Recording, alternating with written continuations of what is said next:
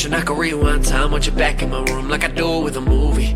Broken my heart and mind so many times now you could see right through me. And when I fell down you were never around, now you need me, oh you need me now please. Wishing I could rewind time, want you back in my room like I do with a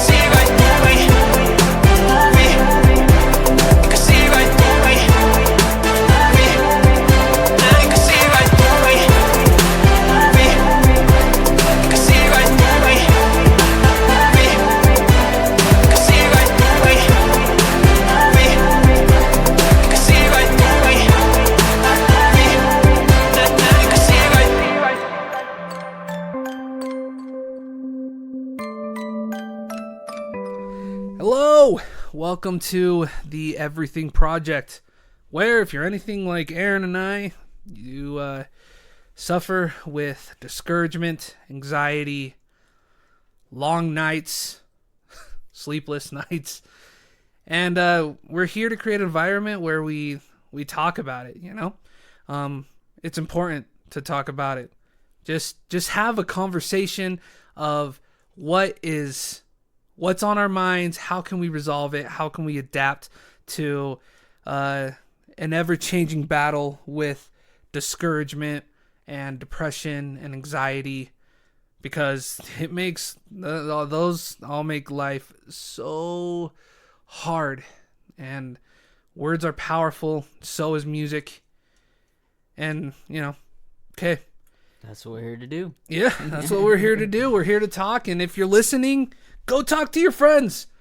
Bring up a conversation about it. Because here we just like talking about what's on our minds, and hopefully someone listens to it and they're just like, yeah, I'm going to go talk to my friend now, and kind of let your mind be free. In a sense, when you're discouraged, depressed, sometimes your mind feels trapped, and talking about it can let it free. I was thinking about something today. We are born, we live, and then we die, right? And in essence, I'm bringing up the plan of salvation. We lived with God, we came here to earth, and then we go back to God. There's a whole much more to the plan of salvation. We give answers to where we came from, why we're here, and where we're going. Right. Mm-hmm. Something that I found super interesting about the plan of salvation was, isn't it interesting how we have our agency in almost every single regard? Well, not almost every single regard. In every single regard, we have our agency. Except for one thing, we cannot go back in time. We don't have the agency to go backwards in time. We only have the ability to keep going forward in time. Now, isn't that interesting how God made it that way? Like, a lot of times we think to ourselves, oh, we made a mistake. I wish I could just go back in time and change it. No, that's not how God lets it work. You got to go forward. You got to go straight. So I just think that that's so interesting, because sometimes we wish that we could rewind and just do things over, but you just can't. You got to live with what happened, and you got to just move forward. And I just thought that was something that was super interesting, because what's been on my mind lately is living with what's happening and moving forward, regardless of how depressed or how discouraged you are, how much you wish that you could just kind of go back in time and change that one thing that made life hard that day, but you can't. You have to just keep on moving forward. It's interesting. I call this the Laman and Lemuel lesson. And it's not something super special or anything. It's just something that as I've been reading, just in my studies, about Laman and Lemuel, it's the beginning of the Book of Mormon, and yes, it's in the Book of Mormon, which is read by the Church of Jesus Christ of Latter-day Saints, and anyone who wants to read it. Really, it applies to everyone. It's a lesson that applies to everyone in life, in almost every decision that we make. Anyways, I call it the Laman and Lemuel lesson. Just something that I was thinking about as I was reading. I find when I'm reading the beginning of the Book of Mormon, and it's talking about Lehi and Nephi, Laman, Lemuel, Sam, Joseph, and all of them going into the wilderness, I find myself 90% of the time relating more with Laman and Lemuel than I do with Nephi. Because I think about, like, well, we like to say that, oh yeah, we would be a Nephi. We'd go and do the things that the Lord commands. We go forth, not knowing beforehand what we are to do. We go forth in faith.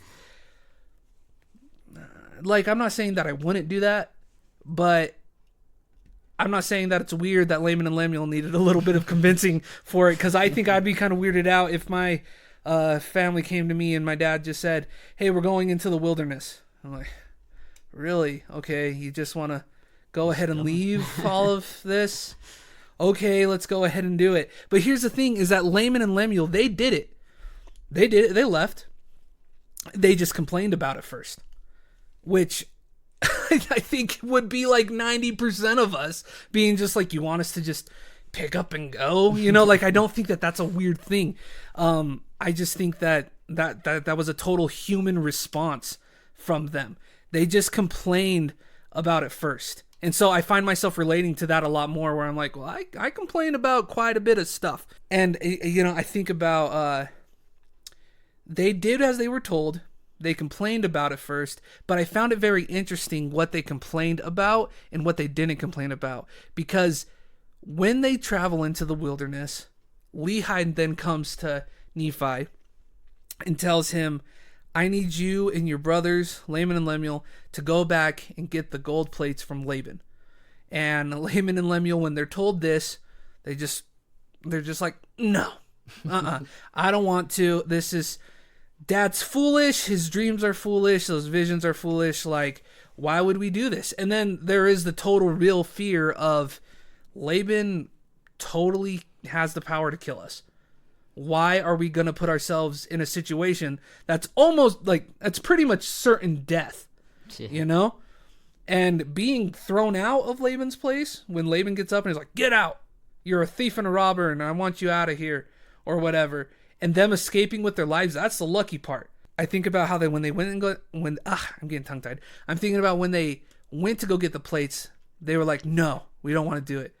But they go, and Laman and Lemuel, they try, they can't do it. Nephi goes, we know the story, finds Laban to get the gold plates, and they head back, and they rejoice in the return of their sons.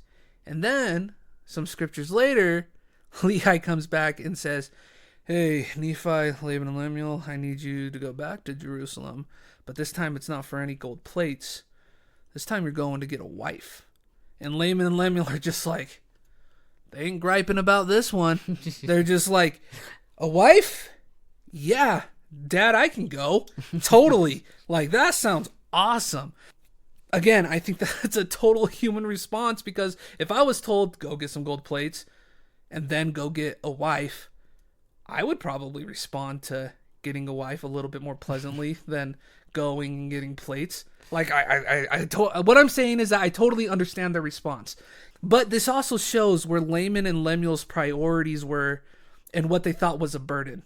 When they were asked, go do something in order for the progression of God, in order for the gospel to come forward, I need you to go and do this. It was a burden on them.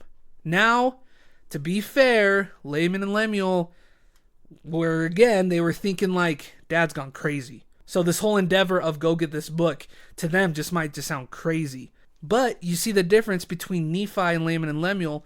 Nephi has faith, which, if you're going to believe in something of this magnitude of divine intervention in our lives, it does take faith. Like, 100% it takes faith. And so that's what it took for Nephi. And Laman and Lemuel, that's what I totally think that Laman and Lemuel could do it if they had that level of faith, obviously, but they didn't. And so their priorities were, go get plates to help bring forth the gospel. That's a burden on us. Go get a wife. Well, that is good for me because I get a wife and I get to start a family. Their priorities were that the gospel was a burden, and getting a wife was great because it satisfies what I want.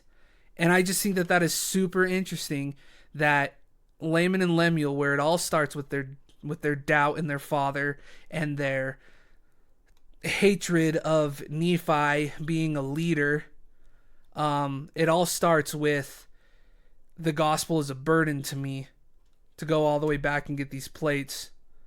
I'll go back and get a wife, but I won't go back to help bring forth the gospel. And again, they did go, and they got those gold plates, but it was a burden for them, and it was hard for them.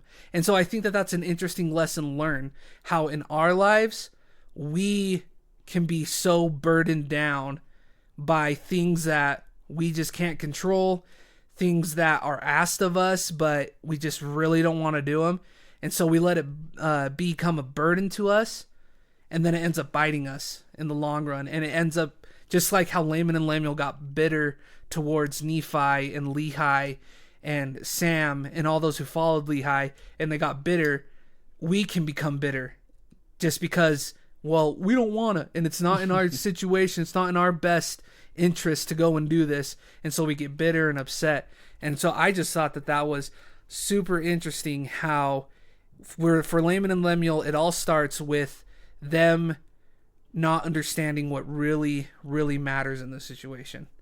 They had a misunderstanding of what was the most important thing for them.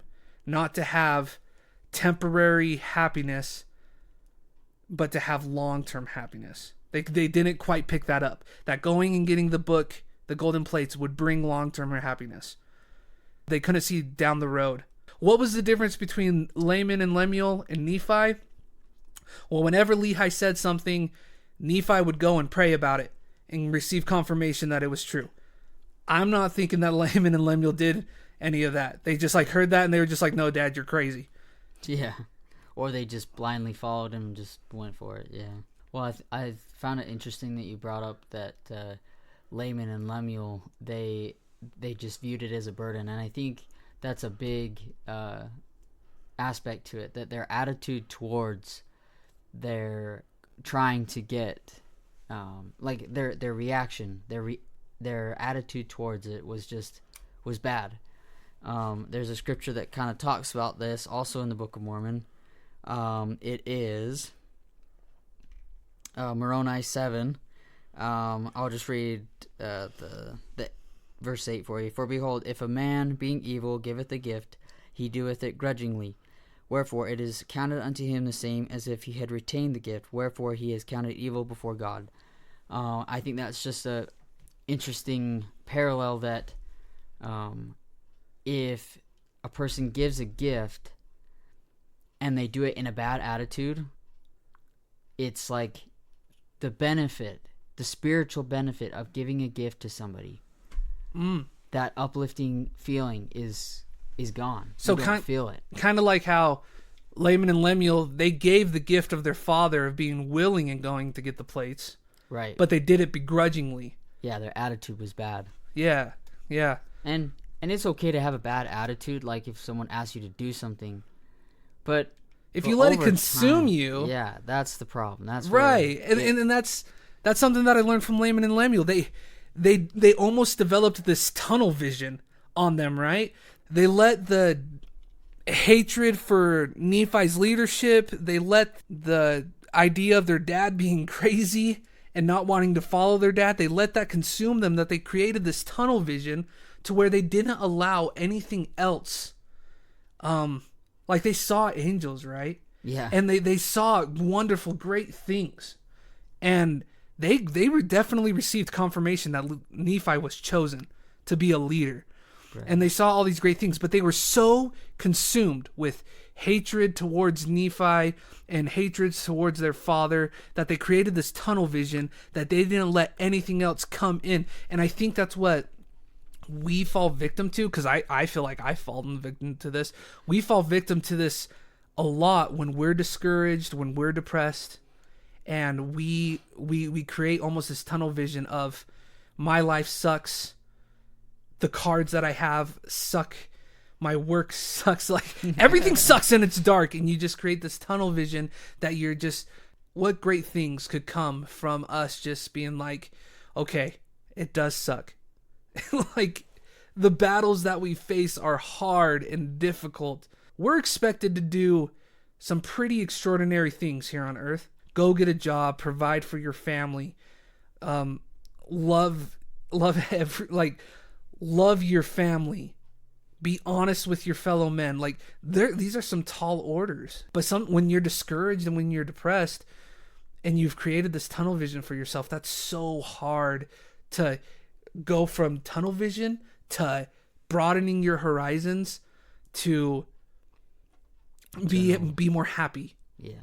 And if it takes you to go out and do something and kind of like force yourself to hang out with your friends or force yourself to do fun things like physically, even though you hate it, try it, because I have been there. I have forced myself to say yes to plans that I knew I would hate, but I knew I needed it in order to kind of break through this tunnel vision. Get your friends involved, get your family involved. They're there to help you. They love you.